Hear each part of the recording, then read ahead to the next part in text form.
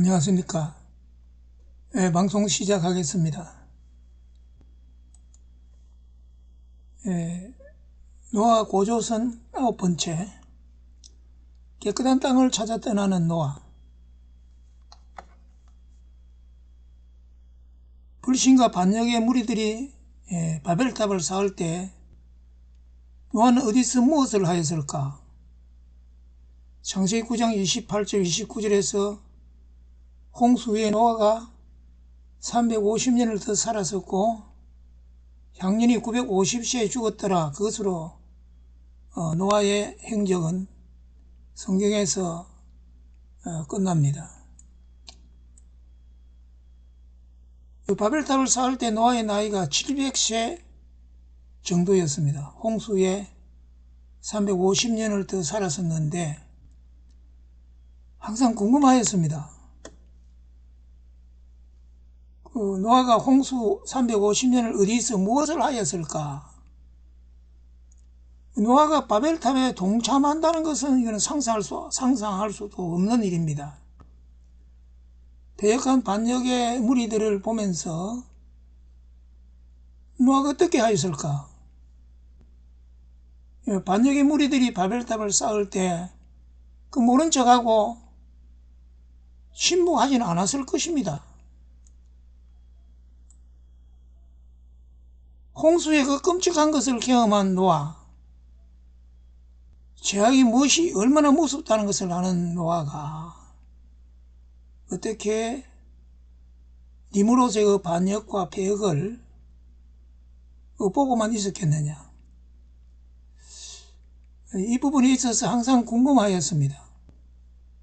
그런데 중국에서 전해오는 고대 전설에 옛날 옛적에 세상에 큰 홍수가 있었는데 그 태호 복귀씨가 표지박을 타고 살아남았다는 것입니다. 그 전설을 접하고 바로 이거다 눈이 번쩍 띄었습니다. 전 세계 홍수 전설이 217개나 있다고 합니다. 태호 복귀씨의 홍수 전설도 그 중에 하나입니다. 노아는 인류 공동조상으로 모든 인류가 자신들의 조상이라고 말할 수 있습니다. 그래서 중국 사람들도 자기 조상이라고 말하며 태호 복귀씨가 자기 조상이라고 말하면서 그 표지박 그 홍수 전설을 가지고 있는 겁니다. 오늘 여기서부터는 성경 이야기가 아니라 정황 연구를 기반으로 한 합리적 추론으로 이야기를 엮어보겠습니다. 그렇게 생각하며 접해야 합니다. 노아는 바벨탑 반역과 만행을 막아버렸고 노력하여서나 역부족이었습니다. 니므롯은 그동안 정동 무기를 만들어 무장하고 있었습니다. 무력으로 진압하려 해도 모두가 노아의 자손들입니다. 그 자손들과 싸워 피를 볼 수 없습니다. 노아는 반역의 무리들을 떠나기로 합니다. 모두가 니므롯을 추종하지 않았습니다. 믿음의 자손들을 불러 모았습니다. 장남 셈과 셈의 아들들 중에서 셋째 아들 아르박사, 손자 셀라, 그들의 후손들 중에서 믿음의 자손들을 모았습니다.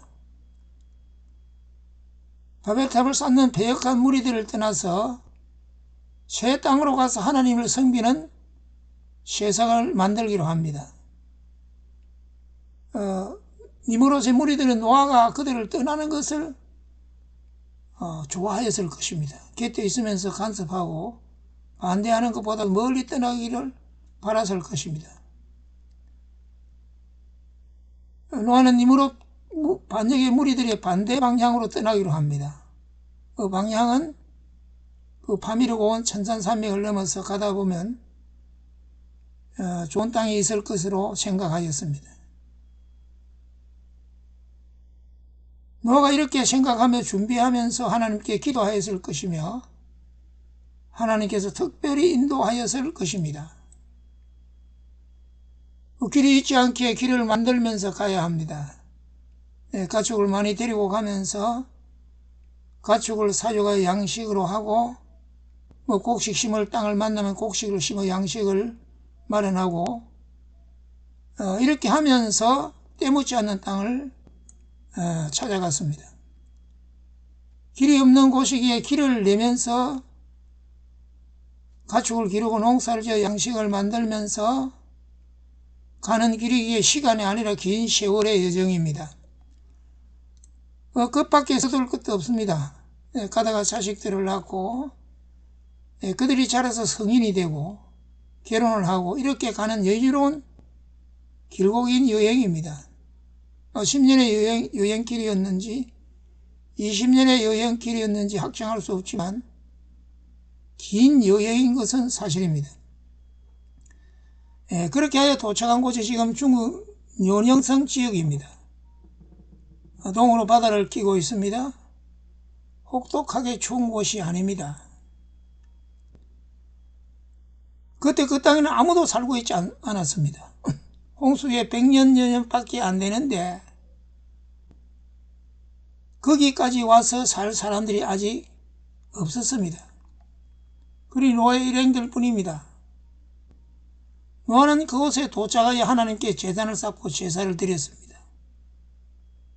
그 제단을 하늘의 제사를 드렸다 하여 천단이라 부르며 지금 료녕성 박물관에 있다고 합니다.